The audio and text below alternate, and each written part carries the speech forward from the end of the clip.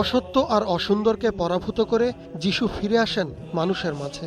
খ্রিস্টীয় ধর্মবিশ্বাসের মূল ভিত্তিটাই ক্রুশে যিশুর জীবনদান এবং গৌরবদীপ্ত পুনরুত্থান। মানুষের সেবায় জীবন উৎসর্গ করে সত্য ও সুন্দরের পথে এগিয়ে যাওয়াই ইস্টার সানডের মূল বাণী।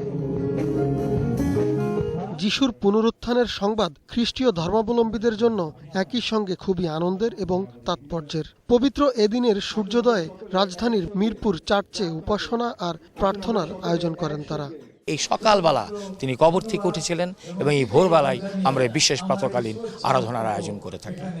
আনন্দের এই দিনে দেশ ও জাতির শান্তি ও সমৃদ্ধি কামনা করেন সবাই। সবার নিজ নিজ ধর্ম শান্তি মতো পালন করুক, এটাই আমি আজকের দিনে আমার উইশ। ঈশ্বর যেন আমাদের সকলকে শান্তিতে রাখেন, সুখী রাখেন। পবিত্র দিবসে অনুতপ্ত হওয়া আর শুদ্ধ হয়ে ওঠারও দীক্ষা নেন খ্রিস্ট ধর্মাবলম্বীরা। ইবনে নূর শাওন, 21 টেলিভিশন, ঢাকা।